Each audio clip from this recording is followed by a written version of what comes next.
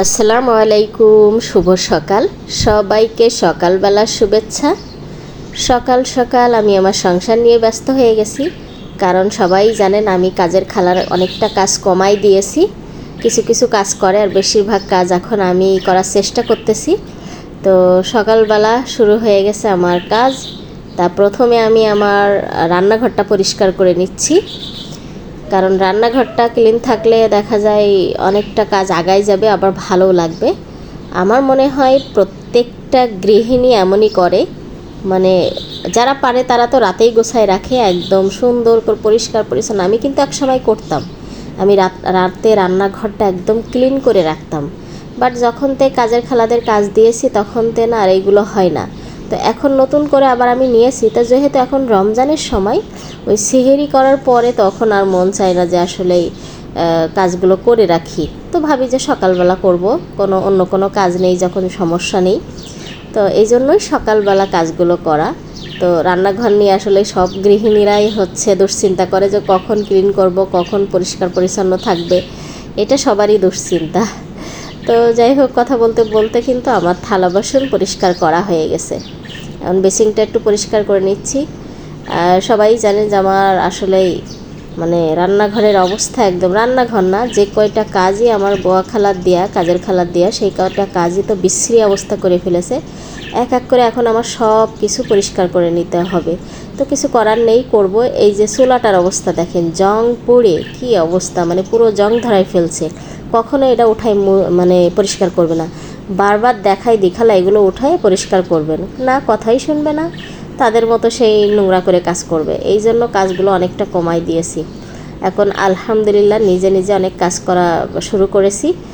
ভাবছি যে এভাবেই করব, কাজের খালাদের কাজ খুবই সামান্য রাখবো, আর বেশিরভাগ কাজগুলো আমিই করে নেব। আর আজকে আমার স্বামী আমার পছন্দের একটা খাবার নিয়ে আসছে, জিনিস নিয়ে আসছে। সেটা কি দেখাই, লাল শাক আর এই যে কসুরলতি।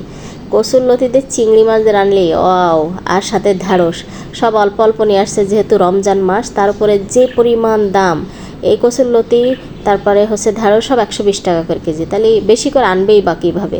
তো যাই হোক, আমি কেটে কুটে রেডি করে নিলাম, আর আমি অলরেডি রান্না করতে চলে এসেছি। এখন বিকাল হয়ে গেছে, আমি রান্না করতে, আর চিংড়ি মাছ দিয়ে আমি এই লতি রান্না করতেছি। এইটা আমার খুবই পছন্দের, আর আরও বেশি ভালো লাগতো যদি আমি নারকেলের দুধ দিতে পারতাম, বাট এই মুহূর্তে আমার কাছে নেই। আর একটা নারকেলের দামও অনেক বেশি। ভাই, গরিব মানুষ, এত আয়োজন করে খাওয়া দাওয়া, এত খরচ করে খাওয়ার মতো অবস্থা বর্তমান নেই। আল্লাহ যদি কখনো নিয়ে আসে তখন চেষ্টা করব। তো চিংড়ি মাছ ছিল বাসায়, আর লতি নিয়ে আসছে, খুবই খুশি। চিংড়ি মাছ দিয়ে লতি আমি রান্না করে ফেললাম। আর ওই সাইডে আমি ছোলা রান্না করতেছি, ছোলা বুট ভাজতেছি আর কি।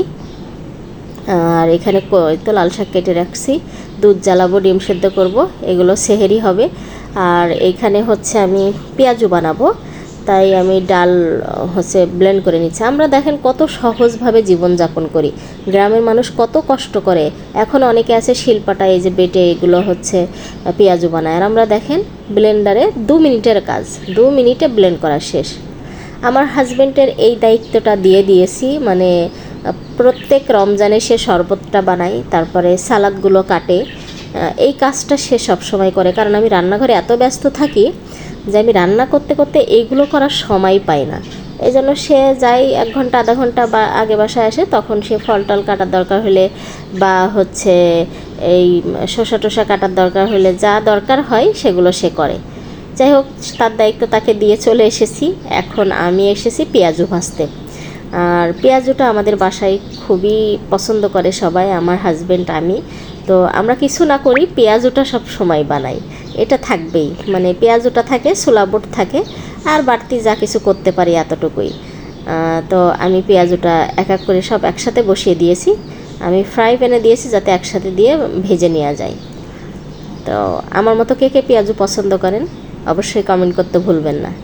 তো অলরেডি ইফতার আমাদের রেডি। এখানে ওর বাবা খেজুর, নাশপাতি, তারপরে শসা, টমেটো সব কিছু কেটে নিয়েছে, তারপরে কলা আছে, এখানে ছোলা বুট আছে, এখানে পেঁয়াজু, বেগুনি, শরবত। এই তো আজকে আমাদের আয়োজন। কেমন লেগেছে সবাই কমেন্ট করে জানাবেন। ভালো থাকবেন, দোয়া করবেন, সবার জন্য দোয়া করি, সবাই পাশে থাকবেন।